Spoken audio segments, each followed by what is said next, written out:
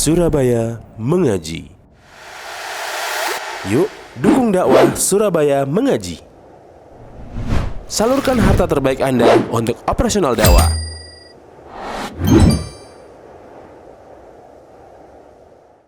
Bahkan sirah masuk dalam pembahasan itu. Hanya para ulama mengatakan bahwa sirah itu dimulai dari mana? Karena Rasul sallallahu alaihi wasallam diutus sebagai seorang rasul, sebagai sebuah minnah atau pemberian Allah Azza wa Jalla setelah beliau usia 40 tahun. Apakah kelahiran beliau masuk dalam sirah? Karena kalau kita belajar sirah, kita pelajari dari sejak beliau lahir di tahun gajah. Memang keajaiban sudah banyak terjadi, akan tetapi apakah itu masuk dalam hadis? Dan itu disebutkan oleh para ulama.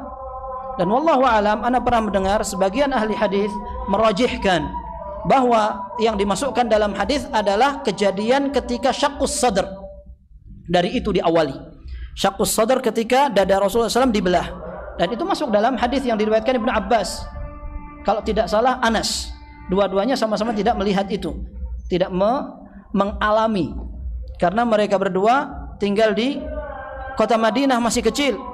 Dan kisah ini terjadi di Mekah. Dan Nabi SAW waktu itu masih kecil. Akan tetapi ini menunjukkan bahwa riwayat itu disebutkan oleh sahabat yang lain. Intinya ini merupakan pembahasan hadis. Sanad untuk menyebutkan itu. Bisa jadi sanad menjadi tertolak gara-gara sanadnya, matan bisa tertolak gara-gara sanadnya tidak benar. Maka kalau kita pelajari dari awal, tadi disebutkan sanadnya harus bersambung.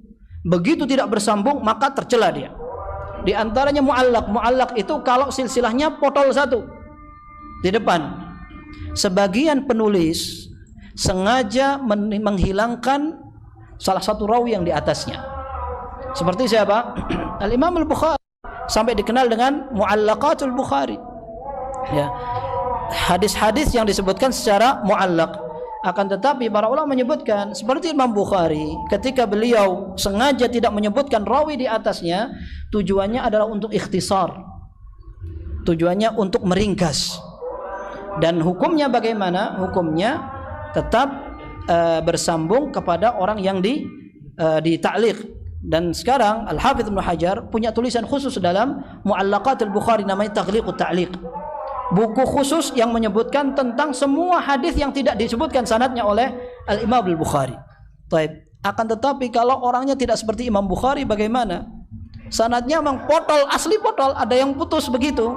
Nah, ini yang dikatakan bahwa hadis ini bisa tertolak karena sanadnya tidak bersambung. Atau mu'dhal. Kalau mu'dhal itu dalam catatan sanadnya yang jatuh ada dua rawi. Ya.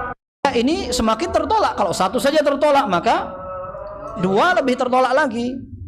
Kemudian yang ketiga namanya munqati'. Munqati' artinya sanadnya tidak bersambung. Hanya ketidaksambungan itu tidak mesti di awal, di tengah, bisa dua, bisa satu, bahkan bisa tiga, dan bisa bersambung dan tidak bersambung. Kalau mu'dhal bersambung dia dari syekh, dari syekhihi, semuanya tidak disebutkan. Taib. Yang terakhir mursal. Mursal itu yang tidak disambungkan dari seorang tabi'in kepada Nabi sallallahu alaihi wasallam. Dari seorang tabi'in kepada Nabi sallallahu alaihi wasallam. Jelas tabi'in tidak ketemu dengan Nabi sallallahu alaihi wasallam. Harus ada sahabat di atasnya. Tapi ketika tidak disebutkan sahabat, itu namanya hadis mursal. Ada yang mengatakan ma adhafahu tabi'i atau ma rafa'ahu tabi'i.